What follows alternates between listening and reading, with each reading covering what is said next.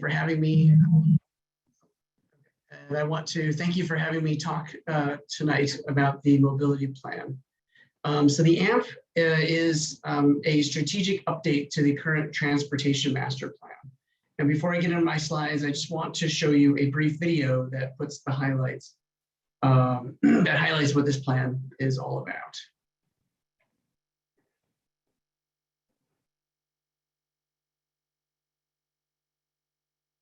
Let me know if you can't hear it.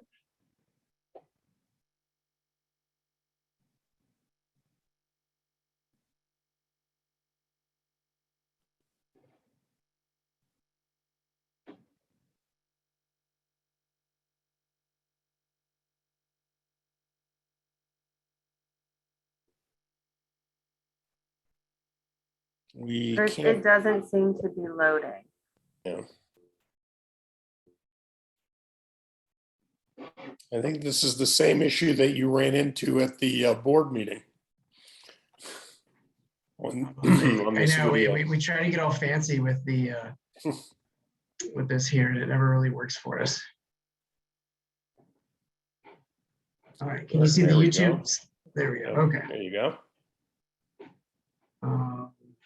You know what? Actually, hold on just 1 second. Let me make sure the volume is shared.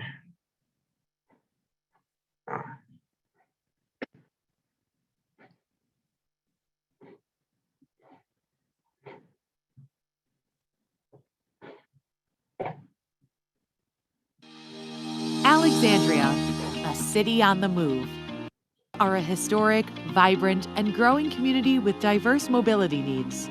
Alexandria needs safe, seamless, and connected mobility choices to help manage congestion, improve public transit, and enable each and every resident to thrive.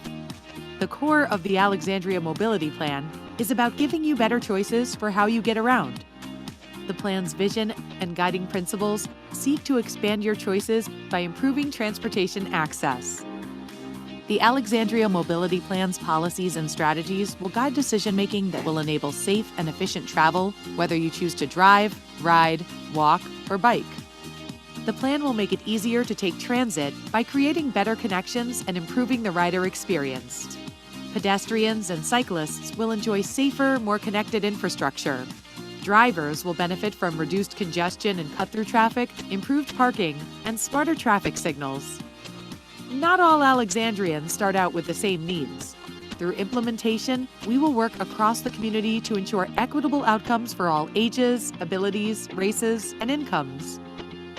The Alexandria Mobility Plan will guide Alexandria's transportation investments, supporting equitable, data-driven decision-making, promoting flexibility to adapt to new challenges, climate change, and other societal changes, encouraging regional partnerships, and help to secure funding to advance existing and new projects. This plan will form a foundation to foster continued community collaboration, monitor future mobility progress, and keep our city moving. To learn more about the Alexandria Mobility Plan, visit alexandriava.gov/mobilityplan.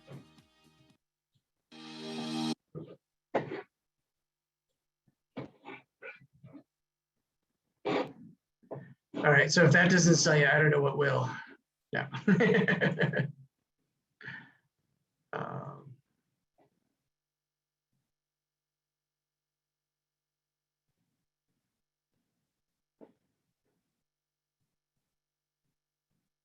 Where is this?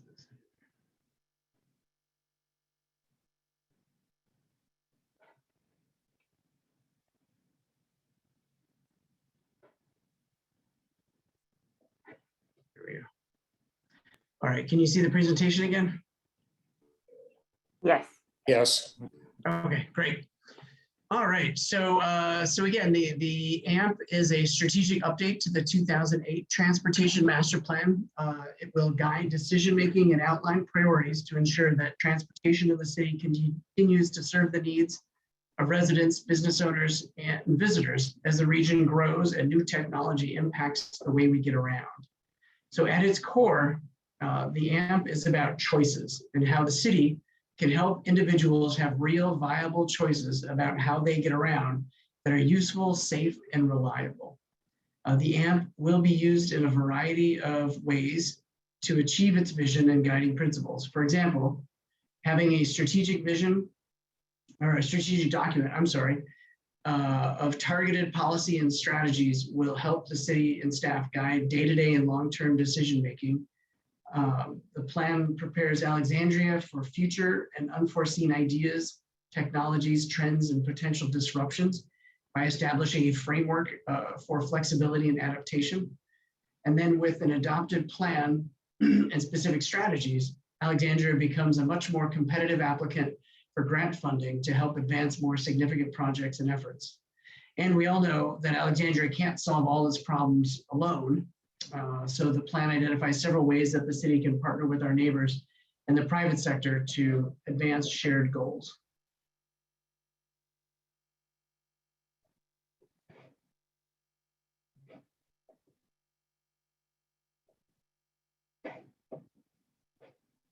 Oh, whoops.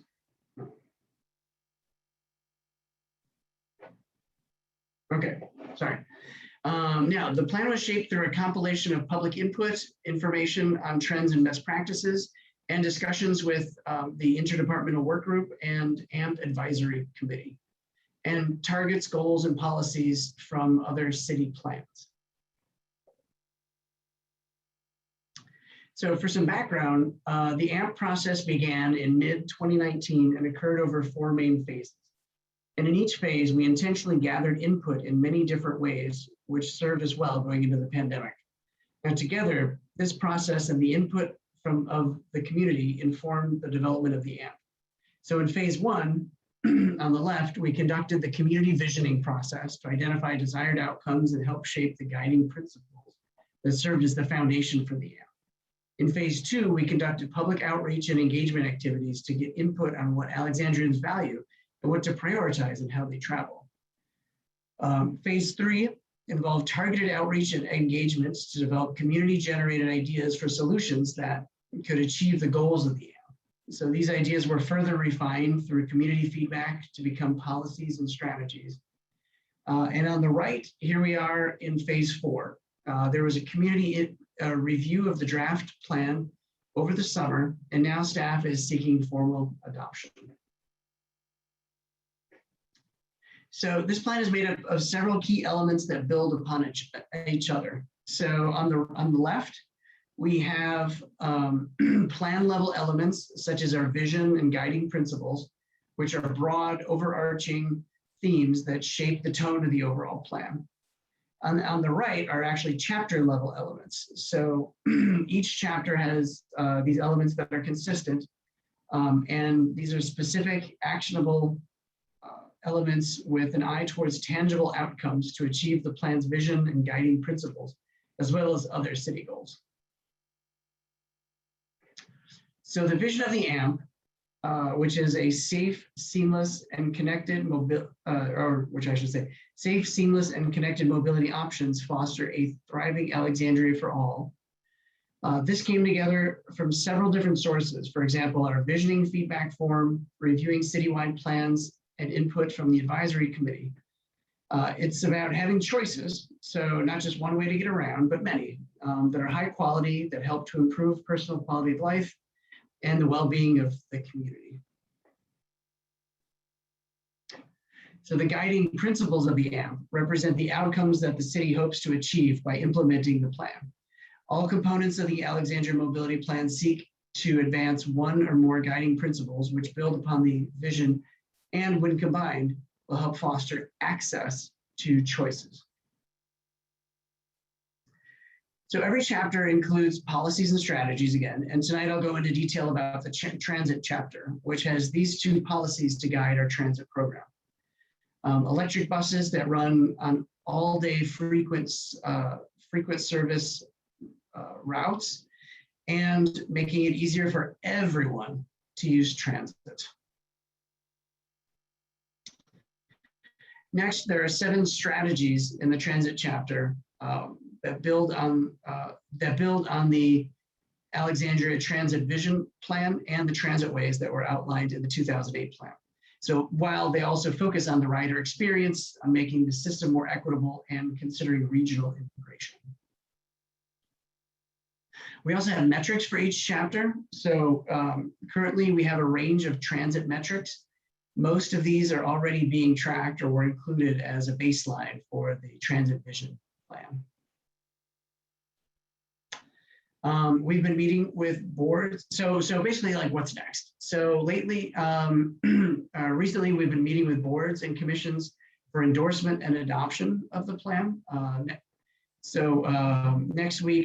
Next weekend, and in November, we'll present the AMP to City Council for adoption. After final adoption, staff will begin work on implementing strategies with partners and finalizing how progress tracking will look. And then, based on the performance, the AMP can adapt to ensure that residents and visitors have high quality mobility choices.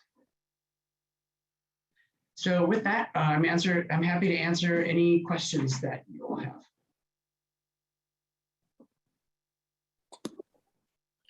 Anyone on the committee have a question?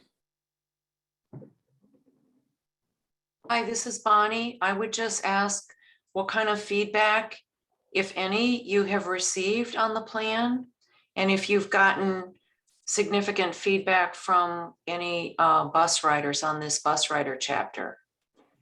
Oh, yes, we definitely have. So like I said, there were a lot of rounds of feedback, and if I go back to the slide. So initially, some of the work we did was having pop-ups at bus stops to get transit rider feedback. We also had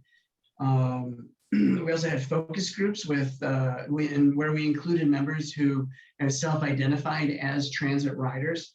Then we had the online survey, and so we had a lot of people who identified as transit riders in that respect.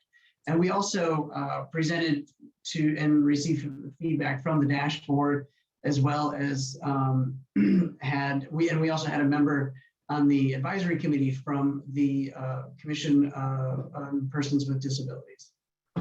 So they talked a lot also about transit access.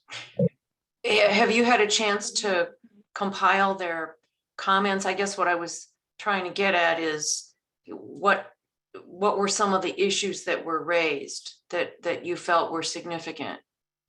Yeah, absolutely. Some of the issues that were raised, and these feed directly into the policies here. A lot of people were interested in electric buses, which is not necessarily a transit rider issue, but it's just a general transit issue. And a lot of people were also interested in and excited about the all-day frequent service of the new Dash network. In addition, many transit riders were interested in making transit easier to use. So, and this is why one of the policies was reducing or eliminating barriers. So, whether that be fares, which, the City Council has done already, or making it easier, making transit riding more equitable, having better connections throughout the region, and then just improving the rider experience in general. So like trip planning, accessing the stop, shelters in more locations, more information about like next bus information, that kind of thing. Okay, thank you. Mm-hmm. Other questions? Yes, this is Jim. Can you hear me? Yes, we can, Jim. Go ahead. Hi, Jim. Thank you, Ross. Hi, Chris. Thank you very much for the presentation. Thanks for all the work on the Alexandria Mobility Plan.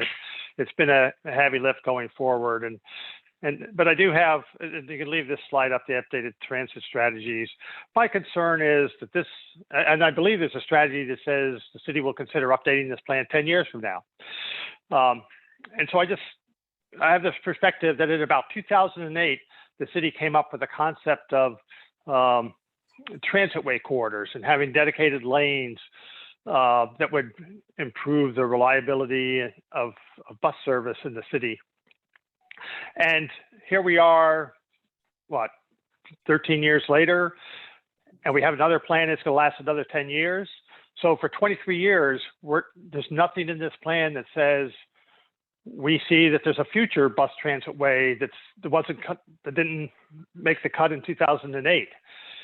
And the two specific examples I have are having served in the Eisenhower West Small Area Plan Advisory Group in 2016, we asked that 5 years ago, that the Eisenhower corridor be considered for future study as a transitway. And I see no mention of studies of future transitways in this plan.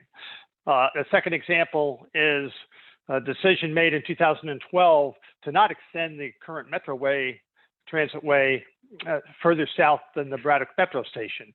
And yet our growth is regional. There's lots of discussion in this about this being a regional issue, and yet we're not even envisioning in 2021 and through 2031 having an extended Metroway that would connect us regionally and move more people. And my concern, by the absence of those two examples of future transitways, is that this really isn't a mobility plan. In the 10 years before it's revisited again, we will be gridlocked because while we're providing options, there are not enough options consistent with the growth in the region. And so what can you tell us about why additional transitways were not part of the discussion, or if they were, why they were rejected and not included in the plan? Mm-hmm. Yeah, no, absolutely. I think I'll take your second point first, if you don't mind, about the transitways and the regional connections. Oops, sorry about that. And the regional connections.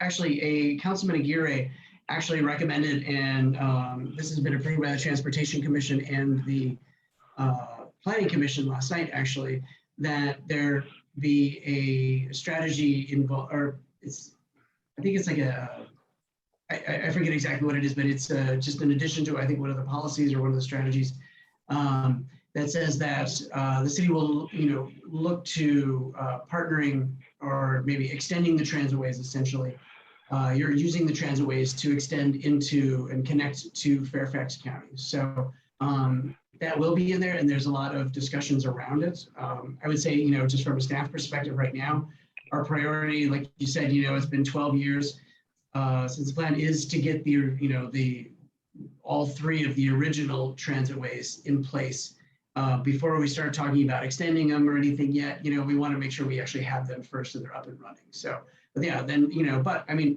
I think everybody sees these, these strong need for connections. So Chris, do I understand that the Planning Commission is recommending that a strategy be added to look at extending the Metroway further south to Fairfax County? Was that decided last night? No, what was decided was to include the language that was recommended by Councilman Aguirre to consider using transitways to connect regionally to Fairfax County. So it wasn't specifically about the Metroway, for example, but it kind of it supports moving in that direction. Yeah. Okay. And Eisenhower Avenue, I know I sat the West End Transitway Advisory Group many years ago, and I know it's still not built yet, and it's still a while out. And so I understand, boy, we have a lot on our plate right now. But why did we not, if we're not going to study an overall strategic plan for another decade, why did we not include something? You went away, Jim. Okay. Okay. Why, yeah, you're right. Why did we not include this? Yeah, no, absolutely. And that's a really great question. I mean, right now, I think, I know that a lot of people have been talking, like talk about a transitway on Eisenhower. I mean, I think, the truth of the matter is right now, like I said before, we have a lot on our plates. We're just trying to get the original three in. And, those, like, the construction is expected to be completed around 2028 when we start our new, the new planning process for the next update to the master plan or to the mobility plan. But then, and then Eisenhower also, it is somewhat constrained geographically, and this between Cameron Run and the railroad tracks. And at least currently, it doesn't have the transit ridership that would kind of bring it up to the level of needing a transitway. It doesn't mean we can't look at it in the future.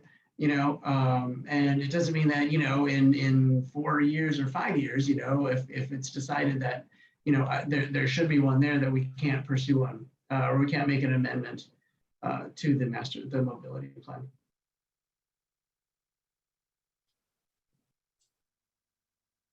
Okay, Jim, Thank you, Chris. thanks. Chris, can I ask a question concerning the metrics that are going to be developed here? Can you give us some examples of the kind of metrics that are likely to come out of this plan?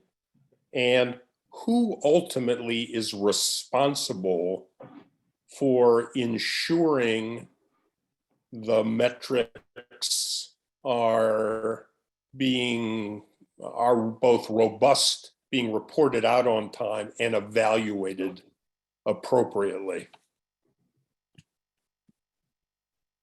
Mm-hmm. Yeah, I know, absolutely. Those are great questions. So we have key performance indicators and chapter specific metrics that we will officially report on every 3 years.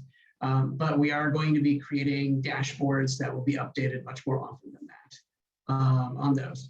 Now, the metrics and the key performance indicators, those are actually already, those have already been finalized with a lot of back and forth with the AMP advisory committee and the interdepartmental work group. And I can bring that up if you give me a couple of minutes. And so maybe if we want to go to the next question, I can bring this up and show you. Okay. Are there other questions for Chris?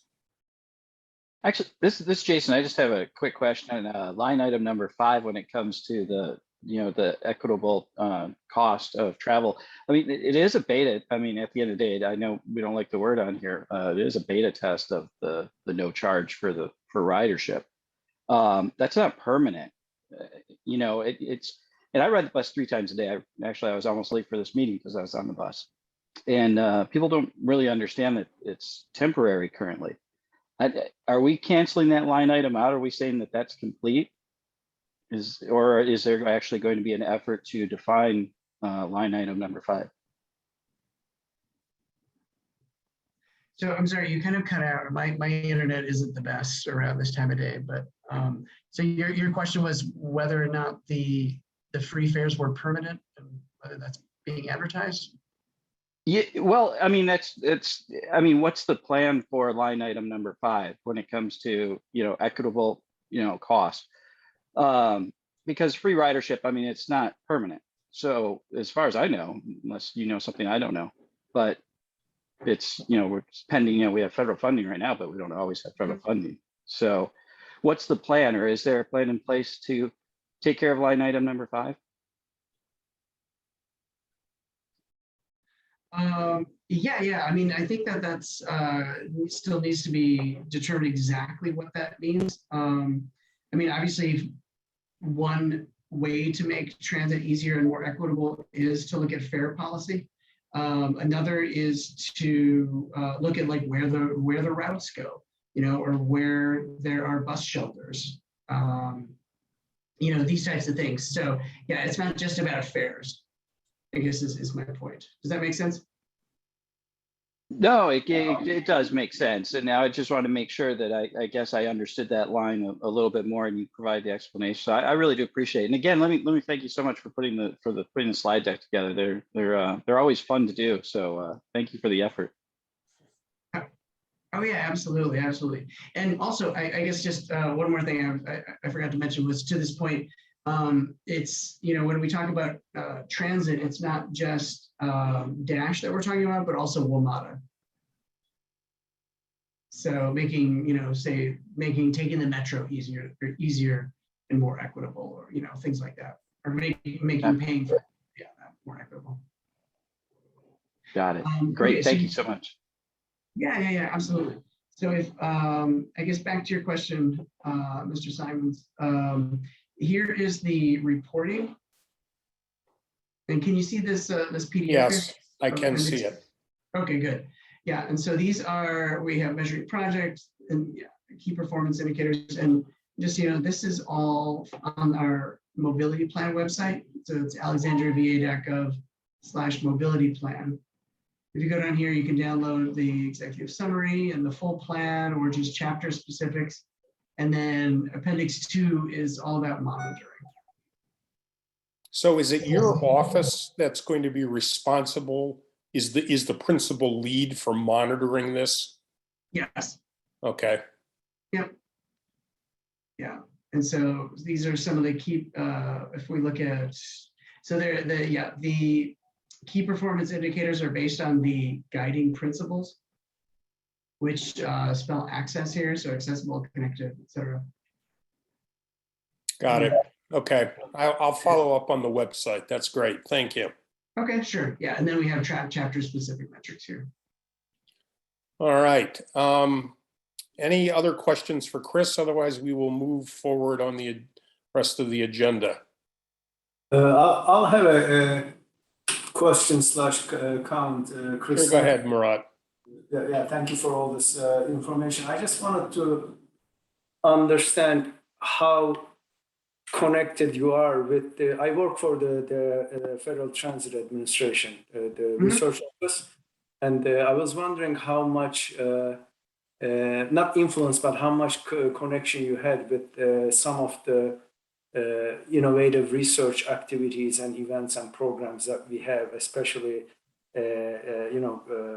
around the payment integration and the rider experience, the trip planning applications that we have, the platforms that we're developing, and the mobility performance metrics that we're developing that are a little bit outside of the traditional transit performance measures and all that. Are you aware of any of those programs or activities that we have? So we're probably not as aware of them as you are, it sounds like. But we do, we do have consultants who stay on top of these, and and we also go to the conferences and everything. For example, a lot of folks at DASH were at the Virginia Transit Association conference last week, and I'm sure a lot of that was talked about there. But yeah, there's always new stuff coming out, and what we really tried to bake into this plan was the flexibility to adapt to new technologies, and that's why you see that's why these strategies here, they're not specific actions like, say, for example, incorporate a phone app to make so that you can pay for your bus, but rather make paying for transit easier, because in 2 or 3 years it might not be an app anymore, it might be something else. So yeah, but yeah, we try to keep up on it, although it moves pretty fast, but it is exciting. Thank you.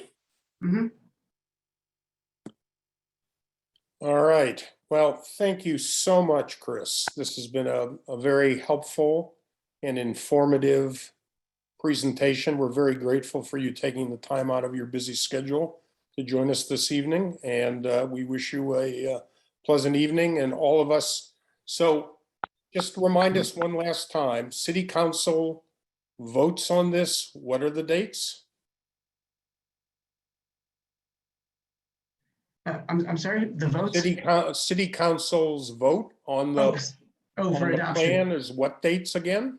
Yeah, so it's October 16th is the first one, so next Saturday. So we actually have to go to 2 public hearings in a row. So right. October 16th, and then I think it's November 13th. It's the Saturday in November. Okay, great. Thank you so much. All right, thank you very much for having me. I really appreciate it. Take care. Thank you. Yeah. Okay, our next topic is one that I know everybody on this committee has a great interest in, which is the health and safety of our transit system. So I'm very pleased that Stephanie is joining us, who's the DASH Director of Safety and Security, and has been doing heroic work during this pandemic to keep not only the DASH staff safe, but riders as well. And we're looking forward to her presentation and the questions that follow. So with that, Stephanie, please. Well, thank you for that kind introduction. I do appreciate that. Yes, everyone, I'm Stephanie Salzona. It's a pleasure to be here and speak with you all and share what DASH is doing. on top of everything that we have been doing, but our new policy related to COVID-19 vaccination and testing. So what I'll do is provide just kind of a high overview of what our protocol is and what our policy is and how that's going. And I'd be happy to answer your questions that you have. But for starters, the senior management team has been discussing this entire year off and on, since the vaccine came out, how we were going to handle it internally with our employees. We did, coming out of the summer, with the increase of infections in our region, specifically with the Delta variant, decided to make a move and go ahead and institute a policy that requires one of two things, either for our employees to show proof of vaccination or to submit to weekly COVID-19 testing, specifically the PCR nasal test, not a rapid test. That announcement was made to our staff at the beginning of September. They were allotted time to submit waivers for religious or medical reasons if they needed to. Also more time to get their card and submit it if they had been vaccinated and hadn't shared it yet. And we did have our first week of testing last week. And then with our full-on policy implementation this week, as of today, 10/6, where all of our employees who were not vaccinated needed to submit proof of their weekly test results. And so far that is going very well. We have seen quite the increase in our vaccination rate here at DASH. As of today, we have proof that 83% of our workforce is vaccinated. That's up from 53% back in August.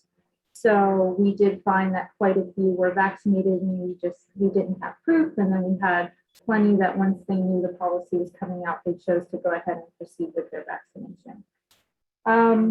So I think I pretty much gave I know it's a very high level explanation, but I think it's going very well. I think it was the right move for DASH to continue on this path of keeping everyone safe here at work, but also our riders as well when they're out there, and hope that that brings comfort knowing that we're doing what we can to ensure our operators are healthy and safe while they're moving around the city.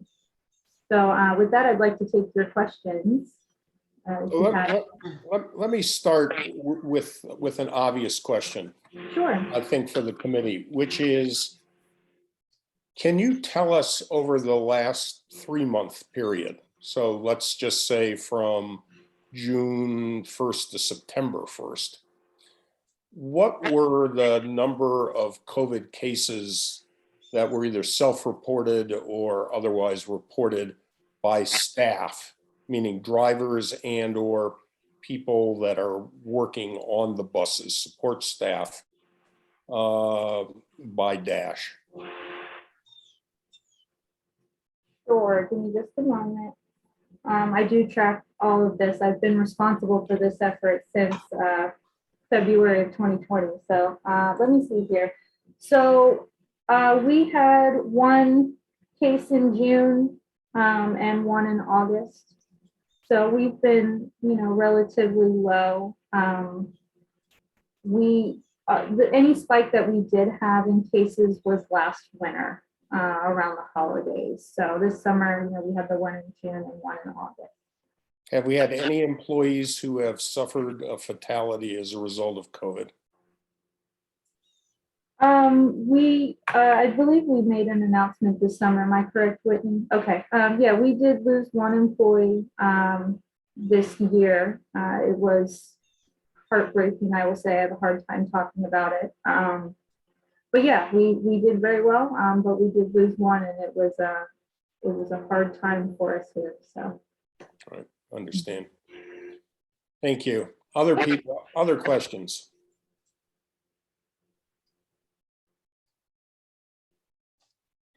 I had one. This is Bonnie. Has anyone refused, and so you've lost that employee? Are you talking about like drivers? Yeah. Oh, so I'll say this: our policy is progressive as far as discipline goes. So we're not at any point where that's happening, where we have refusals or people are being terminated. That's not a concern of ours. if we did have someone that maybe was late or confused or something like that, they just simply would not be able to work, until they were able to submit results. But we're not at any point where people are not able to continue their employment. Okay, thank you. Stephanie, the drivers are in a little bit more of a public facing role. And so have you broken out your vaccination rates? And I'm thinking in terms of our ability as advisory group members to reach out to the community. It would be great if we could say 95% or more of drivers are vaccinated. That gives the people riding the bus a little bit more assurance than just an 83% overall for your entire workforce. Do you have any good news for us on the driver vaccination rate? I do. I can comfortably say that our driver vaccination rate is about 80% right now. So we're doing really well there. And again, anyone who's not vaccinated is going through weekly testing and they're submitting their results to be eligible to drive. So, we're covering our bases there on both ends. Thank you. So to follow up on Bonnie's question, is there going to be a time where there will be disciplinary actions taken if staff refuses to either get vaccinated and or refuses to be tested? So our policy does allow for us to take a progressive approach, which could lead to termination. But again, that's, we're over a month into this policy and we're just not seeing that as something that's going to need to happen at this time. We're having everyone comply with, either vaccination or submitting those test results by week. Okay, thank you. And I'd like to add that the goal of the policy was never to get to that point. We don't want anyone to have to leave, this agency because of this. We just want to make sure that everyone is as healthy and safe as possible while they're working with us.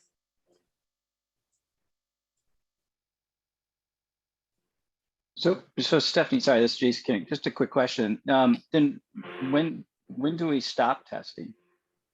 That's a question that's been on my mind for a while. I'll be honest, right now the policy it's TBD at this point.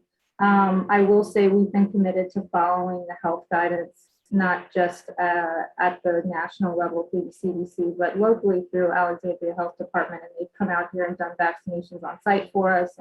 And that's where we're getting a lot of our guidance. So I don't know when this all ends, but what I can say is as we discuss making that type of decision, it will be driven by that. Great, thank you so much. Are any of your drivers indicating that they're having difficulty with passengers that are unmasked or refusing to wear a mask getting onto the buses? We do see that. I think we've been fortunate that we don't see it as much in our area as some of our peers are dealing with it. So we're thankful for that, but it is still a challenge. We do ask that they, offer the mask or ask them to wear it, but at the end of the day, we don't want them to be harmed or assaulted or anything unfortunate like that over a mask. So it's a balance, but yes, they are experiencing that. They are. Thank you. Other questions? Comments? Otherwise, we can thank Stephanie again for her excellent work. And I hope you'll come back to this group at some point in a couple of months with even great news that everybody's vaccinated and things are going as smoothly as possible. But again, thank you very much. Absolutely. Thank you for having me. Okay, we're now going to move on to our next agenda item, which is the new DASH network 2021 and beyond. As I indicated, a few of you weren't on the call at the time I mentioned this. Martin cannot be with us this evening.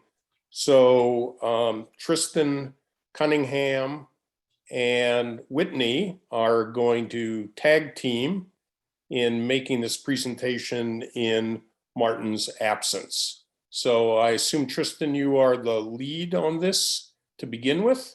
So I'm going to turn it over to you. I can. Do you want to take it, or you want me to, Whitney? I don't mind either way. So yeah, why don't you kick us off, and then I'll finish it out. But I do want to preface it by letting everyone know that Tristan is going to kind of be handling the ridership information and then the funding piece, and then I'll kind of take over with the analytics for the launch and the outreach efforts that we were doing. So that's kind of how we've broken this up. So yeah, Tristan, why don't you go ahead and take it away, and then I'll round it out. Thank you. Okay, no problem. Can I share? I'm gonna go ahead and pull up the PowerPoint, even though we're a little out of order. And we'll just go off of that. Looks like I can. Let's see. If I'm technologically adept enough to get the presentation up. Where are we? Well, I guess it would be a screen share.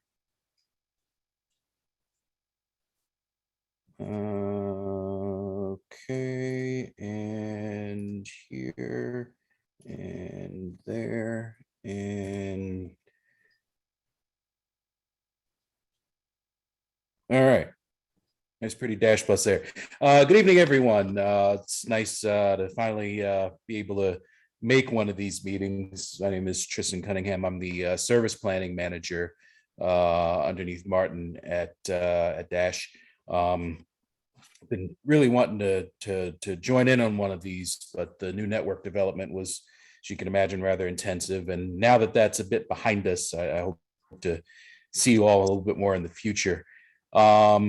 So we've just got a little bit of sort of a redux on how things have gone. We're officially 1 month in, a month and a day into this this huge effort, and we've learned a lot and we've seen a lot. And just going to spend a few minutes talking about what some of those lessons were and how things are going in general. So we launched on September 5th, as you know. Bright and early at 4 something in the morning. This will be Whitney will cover this a little bit more, unless you want to just jump in now since we've got it up. Yeah, since it's here, Yeah. I might as well, and then we'll go the opposite way. That's fine. All right, just cue me. Sure. So kind of the highlights of the outreach that we saw. Uh-oh. My fault. Actually, let's request. I just sent you a request for remote control. And for some reason that killed the presentation. Let's resume. I was trying to mute, but I click on anything and it adds the PowerPoint. Okay. All right, there we go. So I do have remote control. Okay. So just a few of the key highlights that we saw throughout this outreach process was that we had very good, very high engagement. Overall, the sentiment, the feedback, the comments that we received were overall positive about the new network itself and the 3 fairs. And our audience grew as a result of this new network launch. So specifically in website visits, we had 26 and some change thousand page views since June 1st. And then 16,000 from August 29th until now.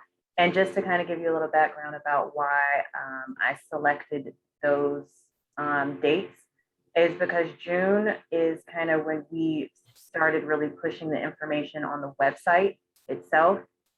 And then August was when was right before the actual launch itself. So I kind of wanted to give you 2 markers there. We also created 2 videos that talked about the new Dash network, which included subtitles in Spanish and Amharic. And for the 2 months that those videos have been up on YouTube, they've received 692 views, which I think is really good for only 2 months. So then to give you an idea of the different channels and avenues that we used for outreach during the process. So we had route-specific onboard announcements. Gabriel, who you actually spoke with during the last meeting, was responsible for getting those and the destination signs that talked about the new network completed. We also had bus stop signs, so we had actual signs on the bus stops that let people know that changes were coming. We also had ambassadors for 12 days leading up to and then past the launch itself that were actually on site at different bus stops around the city. Those ambassadors actually attended information sessions to provide them with the information that they would need to then go into the community. Similar information sessions were held with our customer service team and our operators. Now, obviously the operator information was a little different because it was actually information about the routes themselves, but they still got an overview of the new network so that they could better help our customers. Then we also added customer service staff to assist with the phones. We had the new Dash Network webpage, which you all are familiar with, that included the trip planner tool, which was actually what Gabriel spoke with you all about. It was getting that feedback during the last meeting. So that was available on the website as well, the videos that I mentioned. And then of course we did social media. We sent emails to different community groups and stakeholders throughout the city. And then we had really good media coverage. And then of course we placed advertisements, and then we'll talk about the media coverage here shortly. So I mentioned the ambassadors and the pop-up events. So over 12 days, we had 12 stops that we rotated. So we did 4 stops per day, and we rotated the stops each day. And we talked to about 4,000 people over the course of that 12-day campaign. We actually, so technically it was 11 because one of our days was canceled due to weather. So over the 11 days that we were hosting these pop-up events, we talked to about 4,000 people. Our pop-up events were staffed by myself and Caitlin Beisel, the communication specialist. We hired 4 part-time people to assist, and we had 18 volunteers from Dash staff to thank you to advisory committee members, board members, and city staff all volunteered to help us at these pop-up events that went really, really well. And then just to give you a quick overview from social. So our social campaign actually started August 1st. That's kind of when we really hit the ground running with posting all of the information that we could to assist people in planning their trip for the new network. So our Instagram reach increased by 111%, Facebook by 204. These are not exaggerated numbers. That's how interested people were in learning about and asking questions about the new network. I'm not going to read all of the analytics here, but we did have 206 comments. And now these are, just for your knowledge, these are only reporting on the posts that directly mention the new network. So this isn't kind of a total span of time for everything that we posted. These are solely the posts that reference the new network. This is the engagement that we received on them for Facebook and Instagram. Twitter is a little different. The analytics work a little differently. We can't pull the specific new network posts, but the majority of the posts that were being shared during that time were focused on the new network. So I still feel confident in sharing this information with you all because that was the majority of our feed during that time. But I do want to point out that it's not, Twitter is not specifically,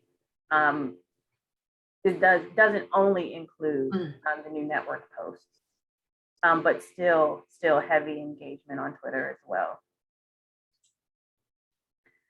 So now jumping over to the media coverage.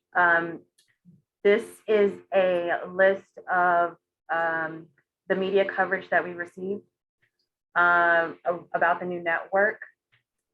So we were actually mentioned twice in a few of these publications, as you'll see here. So Alexandria Living Magazine had 2 stories, Alexandria Times had 2 stories, and the Washington Post had 2 stories. These other pieces had one specifically focused on the new Dash network, which I thought was really great. And obviously this doesn't include the actual live coverage that we received as well, which I believe there were 2. So I'll be sure to include that too. And then moving over to customer service. So I mentioned that our customer service team actually hired additional staff to make sure that we had the coverage that they would need during this transitional time. I will say that based on the customer service managers' feedback from the launch, they were actually not as bombarded as they thought they were going to be, which I think is a testament to the planning team and the outreach that we conducted over the course of this launch. So of course, the call volumes were up significantly, but it wasn't as busy as they thought it would be. There were about 26 calls per day on average. Of those, about 2 were complaints per day. 90% were inquiries, of course, about the new service. They reported that there was a lot of positive feedback, especially for the free fares. But the complaints that we did receive were regarding the North Van Dorn Street, which is where our service switched. So Metro Bus was actually taking over that route. And I think Tristan can kind of talk a little bit more about that than I can. But my understanding is that their Metro Bus had kind of a miscommunication internally. So the schedule wasn't posted and the bus wasn't coming when it was supposed to. Tristan, jump in here if I'm not saying that correctly. Am I still muted? No. I'm not muted this whole time. Okay. Yeah, there were a couple hiccups on their end because they made a fairly late decision in their planning processes to do something similar to regionally to what we were doing locally by concentrating some of those dormant peak period service resources into creating what they call a frequent service network. And out of that, that put a crunch their staff time and things like that, to where information didn't go out, and they actually did make a mistake on the actual service levels that they will be correcting next month, to where Van Dorn isn't getting as much service as we were providing, that we didn't find out about until too late for them to do anything about. So some of those complaints that we got from North Van Dorn Street will actually be taken care of with an improvement in 7-day service on in late December. You cut out there at the end a little bit, Tristan. Can you just repeat that last part? Sure. I was saying some of the complaints, probably most of the complaints from North Van Dorn Street will actually be ameliorated by an improvement in service on 7A in the late December, early January with their next service change.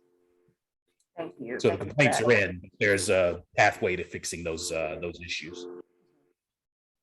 Yeah, and thank you for sharing that, because I think that's good information for the advisory committee to know, because I'm sure that's what they've been hearing as well. So it's good to know that they are going to fix that with their next service change.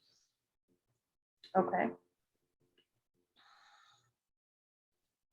And then here are just a few photos from behind the scenes during the launch that I thought you all may be interested in taking a look at. So clockwise from the top left corner, that was actually our operator bid process. And Tristan is the one who toils day and night to make sure that the schedules for the operators are ready. And so once he completes that that's an image of the process for the operators actually bidding for their schedules. And then next is our new operations control center. So that was actually established for the launch. There's an area that's actually dedicated to our operations staff to make sure that the communication, the dispatch is doing what they need to do with the bus operators. And then there's a new image of the Line 35 buses, an operator at check-in during the launch date, one of our buses, and then that's actually Gabriel in front of one of our buses there in the bottom left corner with a new destination sign that you all on this call actually gave us feedback about. So thank you for that. And then I have one more page of photos for you. So this is just kind of giving you a behind the scenes look at the process of creating and installing the bus stop signs. So that hand you see there in the top left corner is actually Tristan toiling away at creating these bus stop signs. They actually did these by hand. So each stop that you see on those bus stop signs, they did those by hand, and they put in lots and lots of hours to make that happen. And then you'll see the actual installation of the sign there beside it. And then below is the removal of the temporary signs that covered the new signs until September 5th rolled around. And then lastly is just, we just think it's really cute. The mayor tweeted that message that said, under the cover of darkness, the Dash Bus elves worked quickly around the city to reveal the new signs for our brand new and fare-free bus network. So I think that's a cool tweet. So we share it whenever we can. Because of course, the mayor is a very strong proponent of public transit and free fares. That was the last slide I had. So maybe we can pause here for a second, see if anyone has any questions so far, and then Tristan, I'll turn it over to you. Sounds like a winner. This is Jason. I just want to say thank you. I love seeing behind the scenes pictures and all the really hard work that really is never seen. So pictures are great and the context is fantastic. So thanks, Whitney. You're very welcome. I'm glad you enjoyed them. Yeah, I like seeing behind the scenes photos too. Hi, this is Bonnie. I actually was able to be one of the ambassadors for a couple days, and I worked, one of the places I worked was Southern Towers. And if I'm remembering correctly, we did get a little bit of negative feedback that I think the bus didn't go all the way to the Pentagon all day like it used to, that people had to transfer. If I'm not mistaken, that was another thing that we heard from a couple of people. That actually doesn't match up with what we started serving the Pentagon all day with our line 35. Metro runs the 7A that goes to Pentagon all day. I think there's some 7A trips that don't go south of Southern Towers. I wonder if that might be. Okay, well, if I'm not remembering correctly, I'm sorry, but. Well, you very well could be. We've had a number of interactions and complaints from folks that, you know, as Whitney alluded to, some of the information about the 7A just didn't get out in time. Okay. To where customers, for example, you're on North Van Dorn Street, we put up a sign sometime in mid-August saying, hey, there's not going to be any more Dash service at this stop on our website. You go to our website, we say it's going to be 7A. You go to Metro's website, and at that point in time, 7A was still, there was no indication of it changing, to where people thought they just weren't going to have any service on Van Dorn. They'd have to walk to Beauregard, which is where the 7A used to go. So I know that we've gotten some interactions about that just were born out to just not be a thing, you know, on September 5th and then after, but just that while the ambassadors were out, that information hadn't really been made available yet. Staff limitations on their side. So I don't know if that covers it or not. Okay, well, thank you. Jim, you have your hand up? Yes, thank you. At first, overall, I think the rollout, both the outreach, Whitney, and all the operational rollout is just overall just a huge successful effort. So, and kudos to everyone involved. Just to drill down a little bit on the Van Dorn 7A issue, I guess I kind of have two questions about the WMATA. That maybe one is, what I'm understanding is that Dash and WMATA had talked, and that the understanding Dash had was WMATA would take over that route and have frequent service, and so that's what you advertised. And WMATA said, "Oh, we changed our minds, and that's not what happened. But don't worry, we'll fix that next quarter." So my first question is, what's your confidence level that WMATA is actually going to come through, as opposed to 3 days before the service change next time say, we looked at it again and we're not going to do that?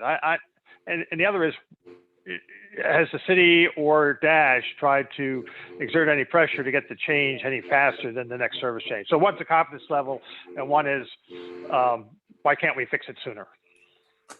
I could probably answer both of those at the same time. Probably about as confident as I've ever been that WMATA is going to do it. We've been involved in discussions with them. They have been collaborative. The situation got a little bit complicated because we're sharing a route with another jurisdiction, and that's part of the service levels in that other jurisdiction were higher than ours, just by the way the demand on that route worked. And it just honestly got a bit lost, I think, the original need. They acknowledged that very early. Sorry, Tristan, just because Jim, I do want to make sure that we address. So we don't think that they intentionally said, "Hey, we're not." No, they didn't. No. It was more that I think they were trying to do a lot of things, and this just kind of happened to fall through the cracks, unfortunately. Right. In that whole frequent service network that they did, it just honestly got lost, just to be completely candid about it. And they were very candid with us about that in a way that I was a bit heartened by, actually. This isn't, I don't think this was the typical, oh God, there goes WMATA again. It was, literally a mistake that they acknowledged very early. Now turning that organization around is like steering the Titanic, and with the inputs required to execute a service change, they do those on a quarterly basis, and absent some sort of global pandemic or something, it's very difficult for them to make adjustments to things like that, just with union agreements and operator requirements and things like that. That said, they're fully committed to doing this. We've again had several conversations, done all the costing and everything. So I've got full confidence that we'll be in good shape. We'll be made whole. I think their date might be January 2nd or something like that. I don't have the exact date, but not too long from now. Great. I appreciate your confidence level, and I hope that WMATA lives up to that. Thank you. Sure. So let me suggest that, Tristan, you continue on with your presentation, and then we'll take questions at the end of whatever slides you want to show us. Thank you. All right. Well, mine aren't really slides for, well, hang on. How do I get control back? Okay. Looks like, I'm just go ahead and stop sharing. I've got basically two general questions that I can verbally update the group on at the moment. There's some data latency that's involved in our ridership reporting, and also a technical issue that's layered on top of that, to where I don't have numbers that we're fully confident in yet past 2 weeks ago. Like the last 2 weeks are really murky right now. We're working through it. We've identified the issue. The data's there. It's just got to come into our systems. And so I can report, and we'll have that all cleaned up in time for the board meeting next week. So when the packet goes out Friday, we should have a better sense of where we are. that we can share with the group offline from this meeting.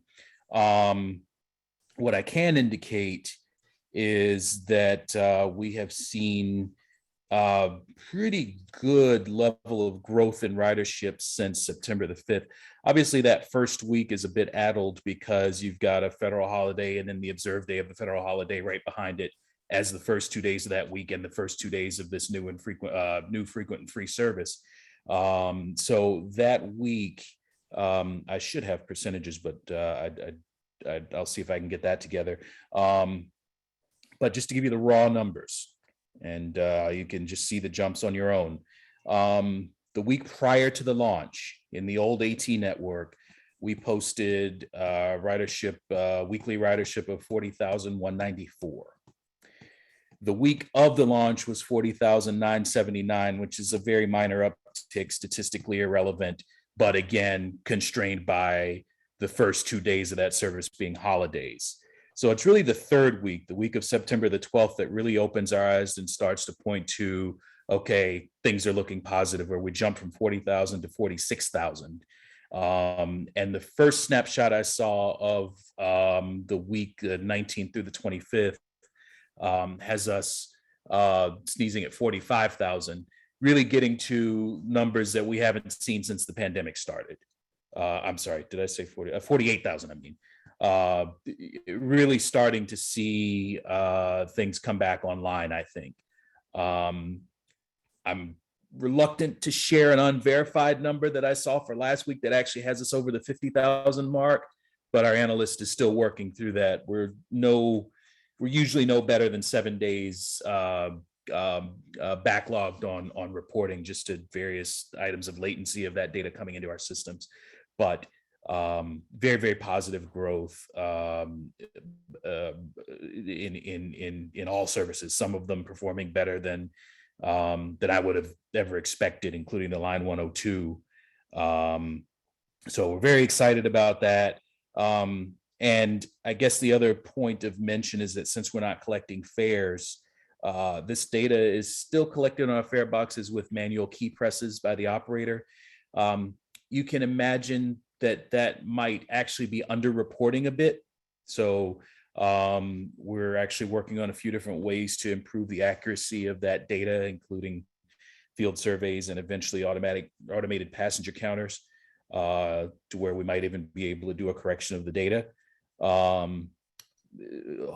think we might have something to report in that direction for the next meeting. But definitely very positive growth in the usage of the system. It's going to be difficult to parse out how much of that is new and frequent network and how much of that is free fares, but taken as a whole, it's really positive for just the use of transit in Alexandria. So that is what I've got on that. I do have some points to discuss by way of those free fares, but before I do that, I wanted to sort of open the floor back up for questions about the ridership or anything else. I know one of the concerns that the board of directors had about free fares, it came up, I think, in 2 meetings that I listened in on, was the question of, with free fares, were you going to run into any potential safety issues with people riding the bus all day, a variety of things of that sort? Have any of your operators reported any safety or health concerns to you, or people maybe riding the bus most of the day and not getting off, et cetera? That was something that I was a bit curious about as well. I have not actually heard of a major change in that. If you really think about it, those concerns are not illegitimate, but we were fare free for 360 days leading until March 21, March of this year, and didn't see a major uptick in that period. And if you want to get away from sort of a COVID-addled environment and look at our other example, we've been fare free on the King Street Trolley since its inception and haven't run into issues there either. So again, I would say that those concerns are, legitimate, and we do have some policy in place to try and abate that, as well as the support of some new state law that allows us to exclude passengers a bit easier than we could in the past, as necessary. We enacted a passenger exclusion policy on September 5th, and I don't believe it has been executed one time, or really even close to executed one time. Certainly, I can say that a large percentage of the interactions, let's say negative interactions that we have had historically with passengers were a result of fare disputes. So with that barrier out of the way, I think what we've seen is a reduction of passenger conflict. Now, as to passengers, riding the service quite a bit, that's always they are riders. And at such time as it becomes obvious that they aren't going anywhere in particular, we do have mechanisms to address that. But even down to an operational level, it becomes a bit easier just the way that the operator work is set up, where you don't really have one bus going back and forth on one route all day. Our scheduling tends to be a bit more like airlines, Right. Where one bus might do several different things in a day. And so at the end of a thing, you can already tell that somebody isn't doing a round trip because I'm going somewhere else. So, the passengers are sort of, asked to leave almost automatically, just because this is the end line. I can't get you back to where you thought you were going. But we'll continue to keep an eye on that, and hopefully not have anything to report beyond that for the next meeting. Jim, is your hand up? I Yeah. do want to just quickly add on. Oh, to that. please do. So just so everyone knows too, we did have several conversations with other jurisdictions who are fare free and Very talked true. about that very concern. And so one of the things that kind of came out of those meetings was an update to our code of conduct. And so that's actually in the works as we speak. So that's part of kind of one of the ways that we're planning to address those concerns is by updating the code of conduct so that it's there and on the website and available. Right, and the support from the state allows us to enforce that a lot better. We've actually got we can bring APD on board and actually issue a summons that restricts passenger usage of Dash for progressive periods of time. So positive developments there, where really previously the only way to address those things in the past were just to ask very nicely over and over again and hope that they don't commit an actual crime that gets them removed from the bus. So, Okay, thank you. Jim, you have your hand up? Yes, just very quickly. Thanks again for being so proactive on this particular issue. I think it is an important one. There are lessons pre-COVID from other jurisdictions that you've learned from, and so thank you for that. And secondly, thanks for the update that to date anyway, no reported issues. And then the third thing is just, if we get a follow-up report on this in 3 months, it'd be great, because what we have is eviction protections for residents are going away, and winter's coming on. So the picture 3 months from now may look different. And so I would appreciate your continued vigilance and addressing it as you have already, and then maybe a real quick update on this 3 months from now. Thank you. You're doing a great job. Appreciate it. thank you. That's good to hear. And I think we can commit to providing that update. It's certainly data that we would be tracking regardless of the request. So it should be quite easy for us to present that. Any other questions on ridership and the tangent to fares? I'll be speaking more about free fares here in a moment. Hi, Tristan, this is Yvette. I just have a quick question. Based on your preliminary data, do you have any, idea of maybe which bus route has seen the most increase? Do you have a ridership increase broken down by bus line? We do have it broken down by line. We're still evaluating how we're going to make some of these comparisons with services that are drastically different than they were. Or for example, if you're looking at line 35, which is our standout, just amazing performer ridership wise. What do you compare that to? Do you take, we can compare it to the AT1, the former AT1 directly, but the ridership on Beauregard, for instance, was previously fractured across 3 routes, 2 of them ours and 1 Metro. So the comparisons can be a bit difficult to make. That said, there are some areas where we can make direct comparisons, but even as we're doing that, the most recent year that we're comparing to is COVID year 2020. And then if you go back a year before that, we're very much underperforming. So that work is sort of still underway as we develop the methodology now that we have some data coming in to base those comparisons on. I think we're going to be presenting some component of that with the board meeting next week.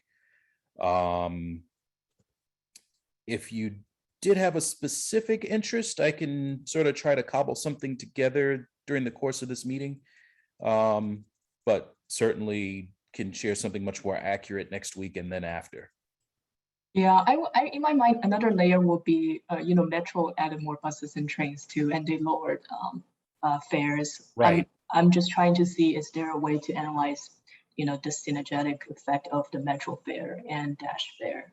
Or is there a way to tell, maybe because you come from Metro and then you take that Dash bus, or you take the Dash bus and transit to Metro, is there a way to statistically populate it? That is one of the items we actually probably lost a little bit when we went fare free, because we're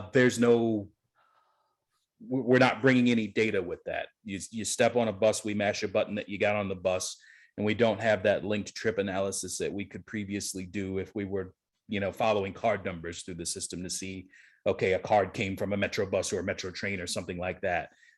With our free fares, we're not asking them to present anything or say anything or tag anything or anything like that. So knowing where they've come from is pretty difficult. Definitely a risk of the way that this was approached, which I'll argue is the right way to do it, but a little bit of resolution lost on the data side. Got it. I will make a point of trying to get something cleaned up and made available in that direction once we've got some of the latency issues taken care of on the technology side, if that's okay. Yeah, that'd be great. Thank you. Thanks for your question. All right, So Tristan, why don't you just finish up your presentation? Yeah. That'd be great. So to just speak very briefly on free fares, this came up a little bit during Chris's presentation. And the line that I've always given that really is the best that we have right now is that every indication that we've gotten is that Dash will be free for as long as City Hall can afford it, basically. Now, there are a few grant programs that we're pursuing, or that the city's pursuing on our behalf, to try and cover that cost, to include a program at the state level called the TRIP program, excuse me, which funds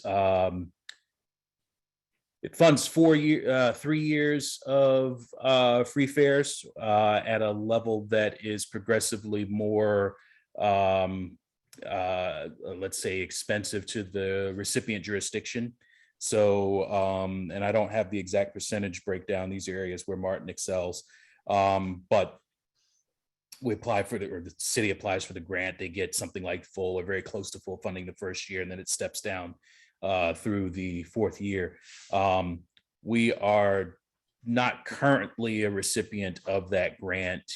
Obviously, this year is covered through the end of fiscal 22. And my understanding is that we're in decent shape towards that, but I don't have the timeline on when we find out if we've received that or not. But the way, just speaking almost personally, the way that free fares came up and were presented to us as an initiative on behalf of city council, as opposed to us going, hey, we want to be free. I think the outlook is very positive, especially as we're able to post really strong ridership growth, even in a year where statistically reopening and things of that nature haven't gone the way that we thought they'd go, and yet we're still posting very positive ridership gains. I think that, certainly speaks to the value of that, and I've got a good degree of confidence that it'll be figured out one way or another. It's just hard to say exactly what that mechanism is going to be before we've got any real budget guidance from the city. But this council is very supportive of it. And it's there are new members on council that are very supportive of it. As far as I recall, it was unanimously approved and supported by city council. So the outlook is very good. There's no arm twisting to get to this point, which I'm very excited about compared to other cities. I feel like my entire contribution in this meeting has been saying we'll get to you next meeting, but I believe we'll have more of a fiscal outlook for the next meeting, or the next meeting will be after we've gotten some fiscal guidance from the city that'll help us understand that a little bit better as well.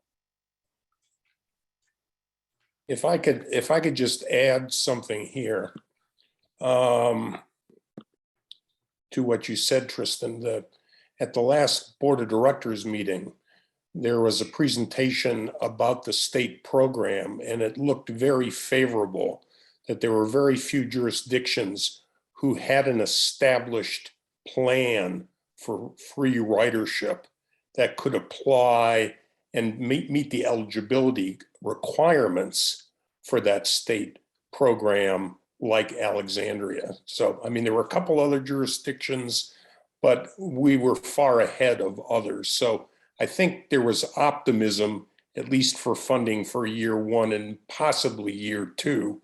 But as you pointed out, the big concern was the percentage of funding goes down over time. And the question of how you make up that gap, I think, remains of some concern. So thank you. Absolutely. And I'd like to see, just, again, speaking personally, that the category of passenger revenues just isn't part of our fiscal outlook anymore. If we were to get this grant, now we're talking about, in year 2024, or fiscal 24, 25, we're not even looking at things the same way as we are today.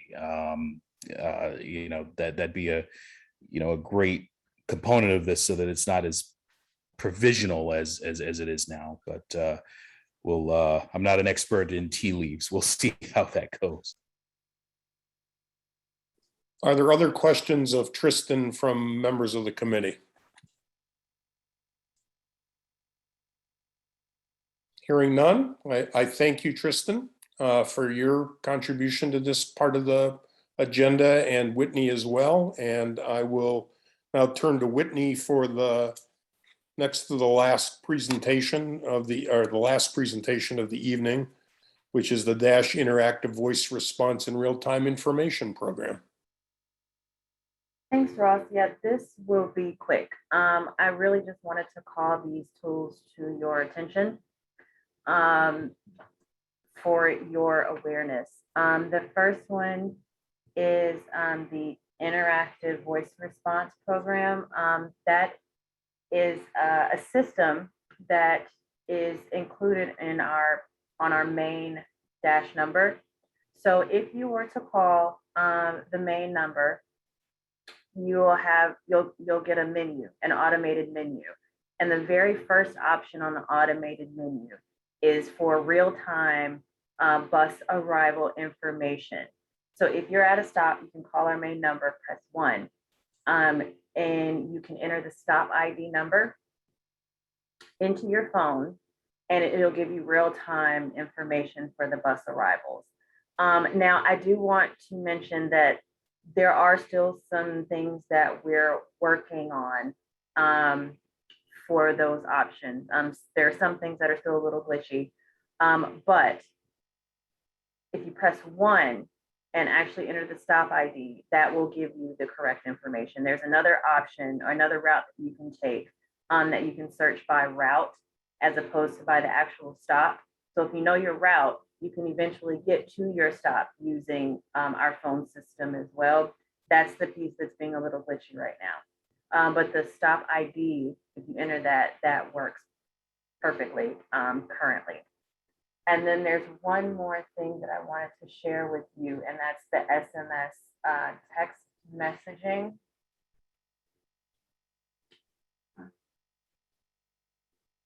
Just a second, I'm gonna share this and hope it works. There's no sound. It's just the clip. Can everyone see that? We just can see the phone, but we see nothing else. Okay. Yeah. This is actually just a quick screen share, screen grab that I took earlier today. So I entered, if you enter 41411 and then dash bus and your stop ID number, and you send that text in just a few seconds, it'll give you the results. So you'll see there, I entered Braddock Metro via Duke Street and Old Town Circulator. So the next bus that arrived at that location was 29 minutes from that point. So I also entered another stop ID just to give you all an idea of what it looks like if there isn't a dash bus that's coming very soon. So you do see Metro information as well when you type this in if you're at a stop. So I wanted to include that stop there for that. And then I typed in one more just to give you an example of what happens if you type in a stop ID that isn't correct. It will actually tell you that there were no stops found with that ID. So I just wanted to give you guys that very brief overview so that you would see how the interactive voice response call-in information works, and then how you can also access the real-time information via your text messaging on your cell phone as well. And that's all I wanted to share with you. So Ross, I'll turn it back over to you. That's great. Thank you, Whitney. I just want to ask one question because I know at each sign, at each bus stop, that ID is there. My question is, as people have gone through various forms of orientation and socializing this new network, do people understand what that ID is on the sign? Or does there need to be a little more training, if you will, so that people make better use of it? Whitney, you're muted, but I'm going to share and step back a little. You can't see it in any of the pictures. You can't read it too well, but down at the bottom of the sign, it actually gives them the instruction on what to do with that number. I don't think we have any stats on its usage right now, though, do we? I don't, but I can check with Gabriel. I think he probably has access to that if it's available. So I will check with him. But thank you, Tristan, for pointing that out. So yes, we did intentionally put the instructions on the bus stop sign for anyone who wasn't familiar with the stop IDs and what you can do with them. So it actually says to text this number to this location and get real-time information. But Ross, you are, I think where you were headed was correct. I think we do still have work to do. Well, it probably shows my poor reading ability that I'm paying attention to the upper part of the sign and not to the instructions below. But thank you. Mm-hmm. No, but we do still have work to do. I think there are several things that we still have work to do. Communicating to our ridership to make sure that they are taking full advantage of all of the resources that we've made sure to put in place to help them locate their bus. Yeah, I think this is a great idea. I commend all of you for this. Murat, you have a question.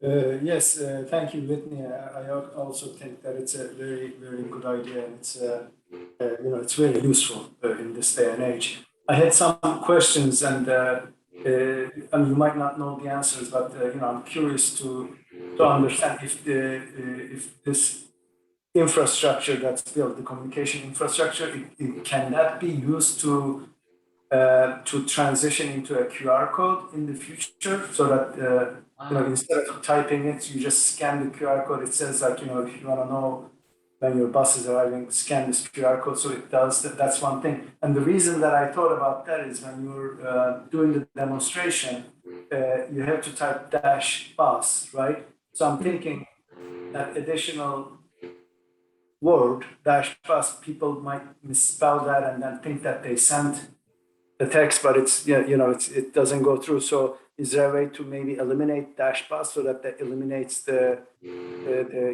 exposure to a typo maybe? And then I thought about, maybe it would be cool to have a QR code or something in the future, because once you have the infrastructure, that could be possible, right? Yeah. I mean, that's something that we're talking about internally.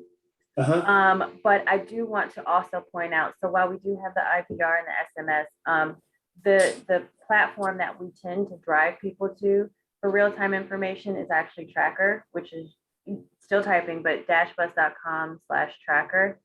So you can save that on your phone and then just automatically go to it whenever you want to refer back to real-time information, which is actually quicker and a little easier than using the SMS system.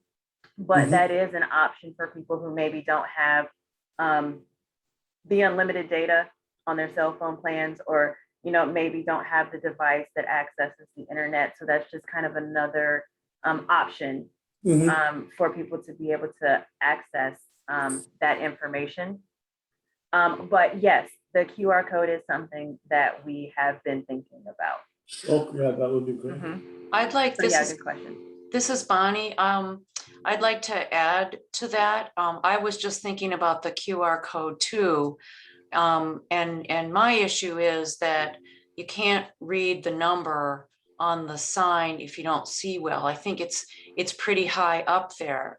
And a lot of restaurants have implemented this issue where you scan a QR code and your menu comes up on your iPhone. And a lot of people have voiceover on their iPhone that voices what the menu is, and it's just made a huge difference in terms of accessibility for blind people and people with low vision. So I think it would be great to put the QR codes up there, even just to give people the information about the bus number or the bus stop number.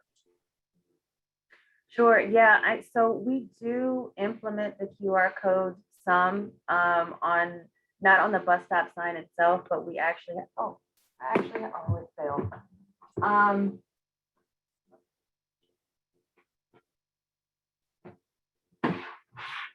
So we actually do have these at several of our stops that do include a QR code. However, this QR code actually goes to our static schedules, not to like real-time bus arrivals. For that, we actually include the link to access that here. So we are having the conversations about implementing the QR codes more into what we're doing.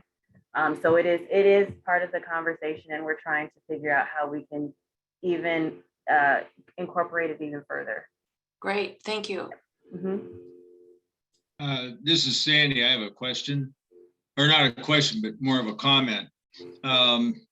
The bus stops such as Braddock and King Street, the bus arrivals in each of the shelters there, I was asked a question the other day when I was waiting for a bus.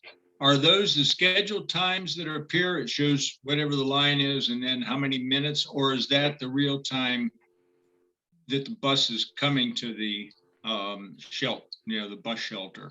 You're talking about the digital signs? I'm talking about the new electronic signs that will say bus 33, and it gives the information that it says how many minutes. Is that real time or scheduled time? Yeah, that's actually real-time information if it's scheduled. So like, let's say that there's a communication issue where the real-time information isn't being communicated at that point in time for some reason. I think it actually says that it's scheduled, but otherwise that's real-time data. Okay, well, thank you very much. I can pass that on to the person that asked me. Yeah, the quick thing to look for, if you're referring to the orange ones inside the shelters at those at the stations in Alexandria, if there's an S before the time, the S means scheduled. But if there is no S, then it's a real-time prediction. And then, of course, we have our other e-ink signs as well, where they'll show the time in minutes if it's a live real time, or they'll just say show the clock face time or something if it's scheduled. So a little bit different between the two platforms, just with the limitations of the technology. But generally speaking, it is real time. But yeah, our real time availability is generally pretty high. So 90% of the time, at least, that's real time.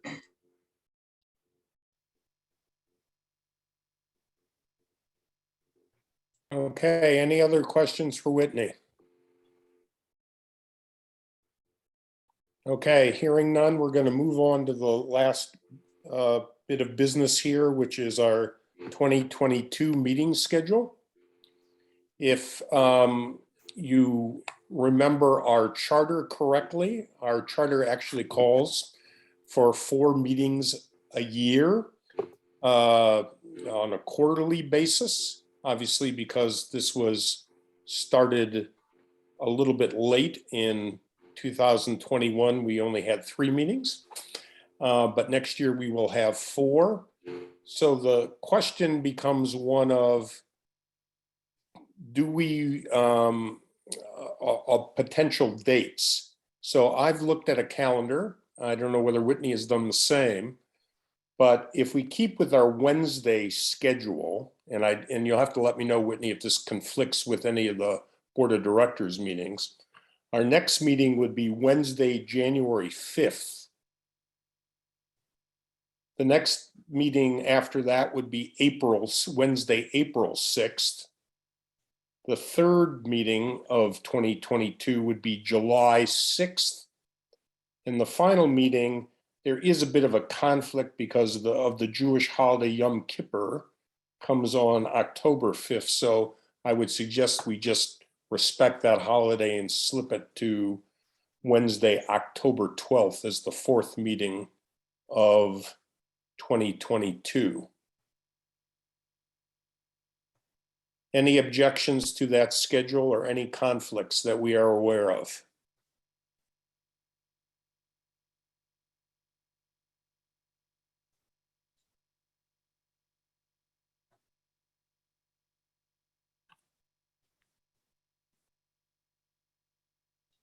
Whitney, we can't hear you. You're muted. Sorry about that. So our 2022 board meeting dates haven't been added yet. So I will follow up with you if those dates do end up in conflict.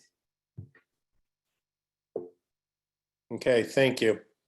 Let me just ask the committee one last related question, which is quarterly sufficient for what your needs are and what kind of input you would like to put into DASH?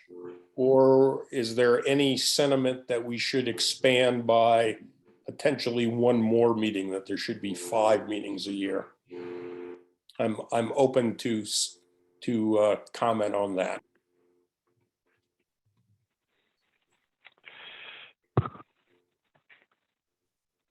Ross, this is Jim. Can you hear me? Yes, please Okay. Go ahead. So 2 things. I believe the board typically meets second Wednesdays, and so moving 1 week in October, I agree with we should move, but I think moving to the 16th is going to be an issue.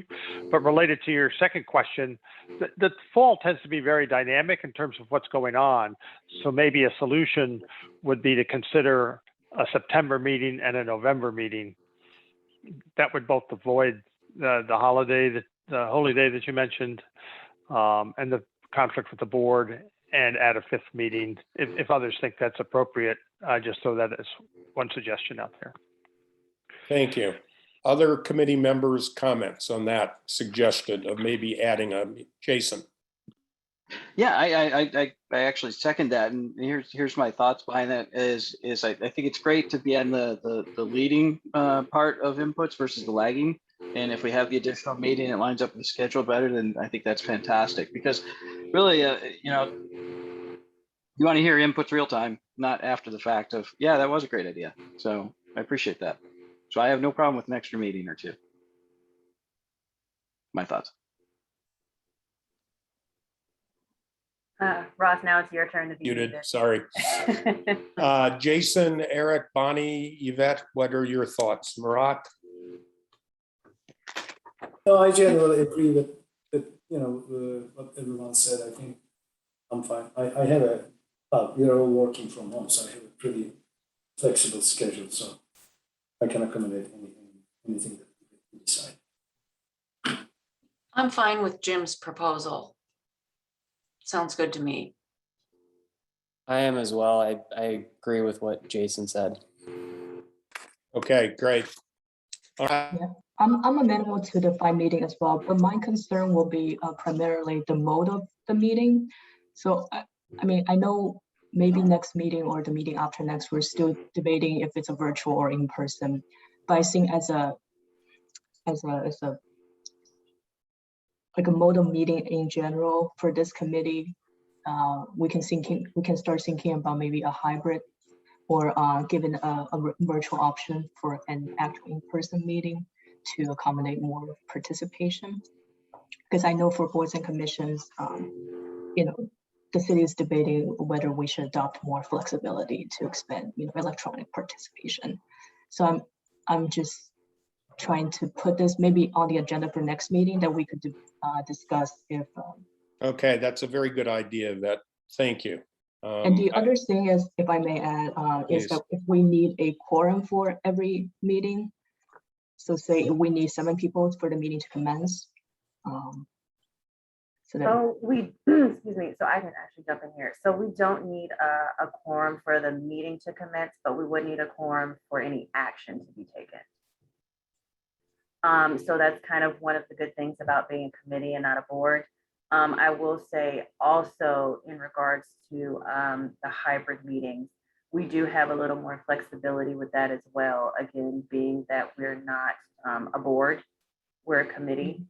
So I think we have a little more flexibility in not having to wait for the city to come to an agreement on whether or not official city meetings can be held as a hybrid model. So just putting that out there too. Yeah. Thank you. So if we adopt the notion of 5 meetings a week, 5 meetings a year with September. So let me just recap for you then the dates as they would probably work. These are all Wednesdays, January 5th, April 6th, July 6th, September 7th, and November 2nd are all Wednesdays, and that would be the 5 meetings for 2022, pending Whitney, just making sure that there are no additional conflicts with anything having to do with the DASH staff or dashboard. So with that in mind, is there any other new business people want to bring forth, or I will entertain a motion to adjourn this meeting?